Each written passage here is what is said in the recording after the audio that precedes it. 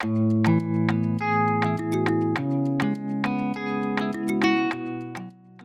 today we fitted the Hive Active, which is a fantastic thermostat, one that we fit as standard. We've got our wireless thermostat here. We've got our receiver that's been fitted by our electrician today. And we've also got the hub that's been fitted downstairs on the router, which is where we can run this all through our phone. Fantastic bit of kit. We're going to run through some of the finer details of this to make sure that if you get any problems with this moving forward, we can run through some of the settings, how to set this up.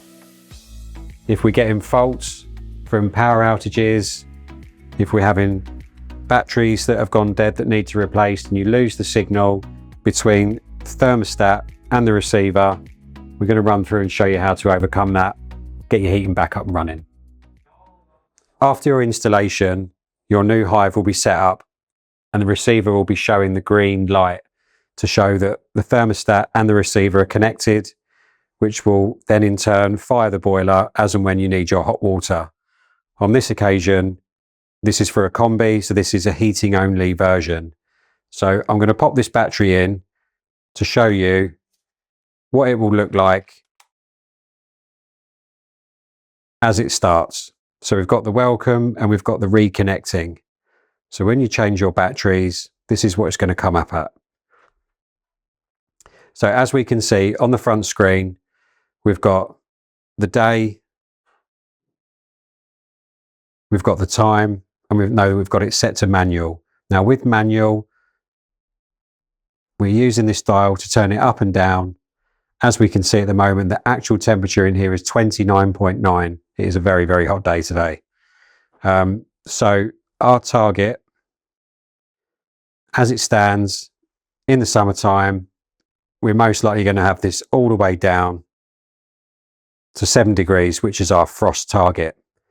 We don't want the heating to fire in, so that's where we're going to leave it pretty much all the way through the summer.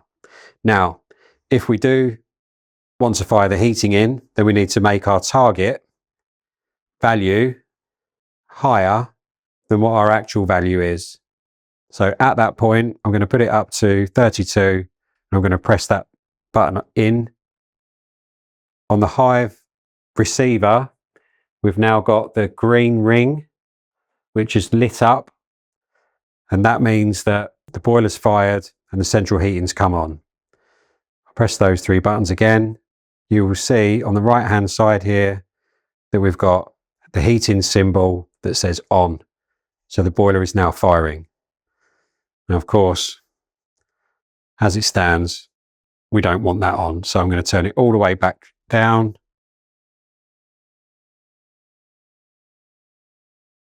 To our frost target. The green ring on the receiver is now flashing as the boiler goes into overrun, and then it will turn off. If we look a little bit deeper into the thermostat, we've got a menu here. So we've got heat, holiday, and settings. If I click into heat, we've got our 3 variables. We've got our schedule, we've got manual, and we've got off. So we can turn the thermostat off entirely, which means it will just do nothing. Boiler will sit there. It won't fire on the heating side whatsoever. Manual is what it's on now. On the manual, we turn it up or down as to where we want it, press the button in, and it will come on. Schedule, however, we can set up, so press the dial to select, press to confirm. So if we're going to set up a schedule for your heating, we've got a resume if it's already set up. We've got a view and edit the current setup, or we can start over. This is a brand new Hive, so we'd start over. Press the dial to continue. Got two more settings here. We can set it to be at the temperature that we want, or we can set the time to start heating. 99% of the time, it would be to start heating. So turn the dial to select, press tick to confirm. At this stage, it's got a recommended daily schedule that's already pre-built into the settings of the Hive. If these don't suit your needs, then we're going to press the tick to confirm. We're going to press the dial to edit. At this stage, we're going to press the dial. We've got Monday. So we click into Monday.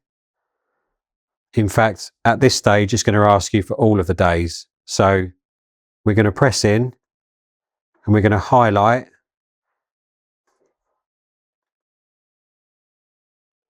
all of the days, and then it will schedule the same for every day.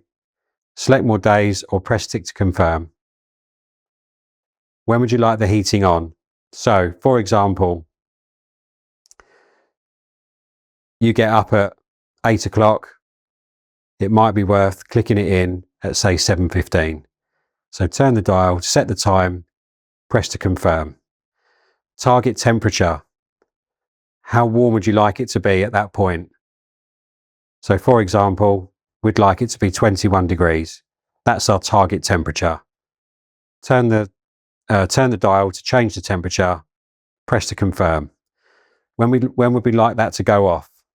Maybe you leave for work at sort of 9 o'clock. Might be worth then turning it off at 8:30. This is entirely a personal choice for as and how you want your heating to work. Turn the dial to set the time, press to confirm. Have you finished your schedule? Yes or no? So moving forward, we're going to say no. We've gone to work. We're coming home from work at 5 o'clock. It's freezing cold. Let's have it come on at 4. So it's got an hour to get the house up to temperature.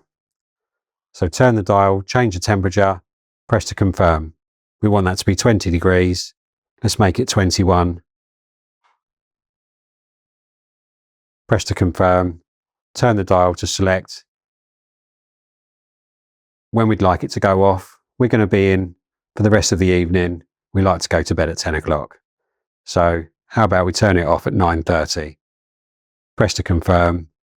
Have you finished your schedule? Yes. Press tick to confirm.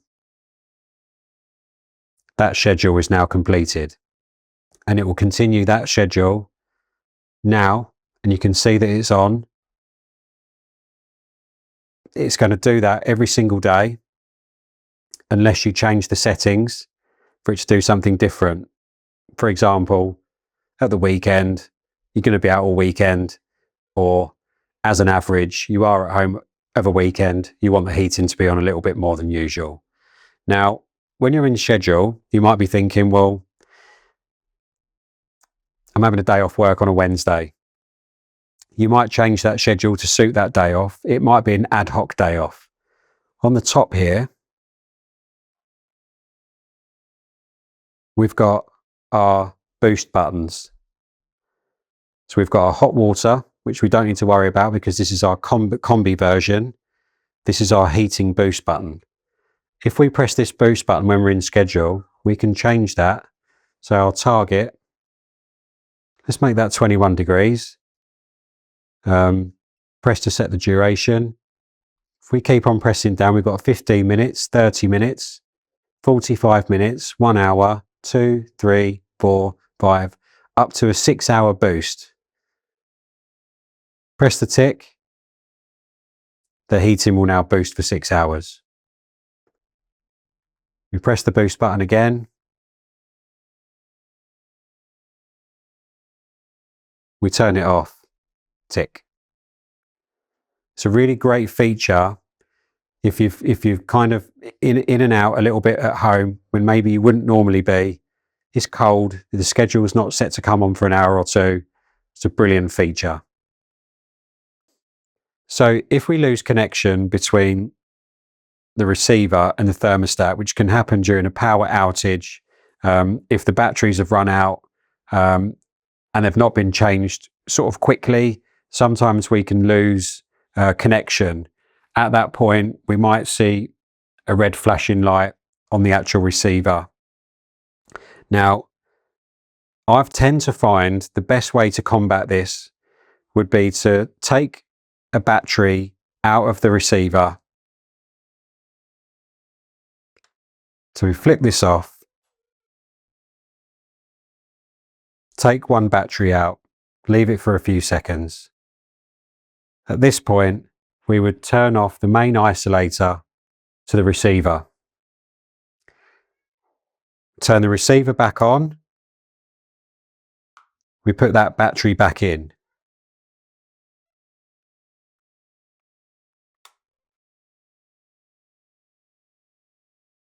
Now you'll find at this point, it will most likely still be flashing red.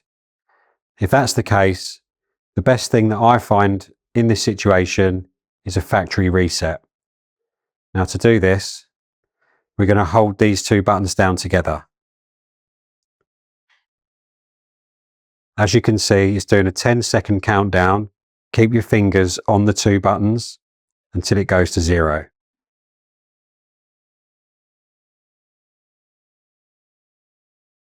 That's now restarting the thermostat, and it's now doing a search.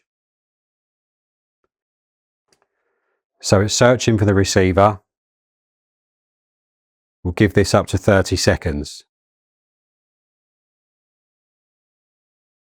If at this point it doesn't find the receiver, usually after about 30 seconds, we need to repeat the process of taking the battery out of the thermostat, isolating the receiver. We start the process again. So after hitting the factory reset buttons, I've put the receiver back into search mode.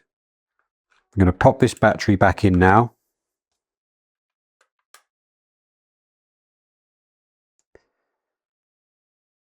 The thermostat will now boot up and it's back into search mode.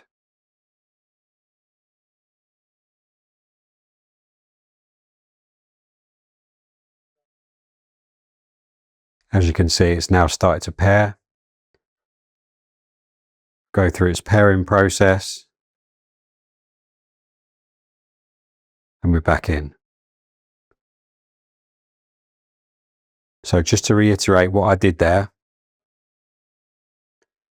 you need to turn the receiver off on the main isolator for the heating system.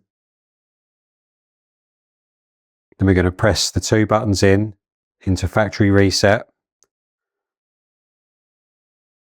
The battery at the back comes out. We turn the receiver back on. We press the button in until we've got a flashing white light. We put the battery back into the receiver. Then it will repair. At this stage, you will find that on a factory reset, the heating will be on off. So we'd need to click into heating, either turn it back onto manual or back onto schedule. Back onto schedule, we resume. As you can see here, it's done a full factory reset. So you would need to reset all of your times on the schedule. We pop it onto manual. Turn the target all the way down to its frost target, which is 7 degrees, so that it doesn't fire.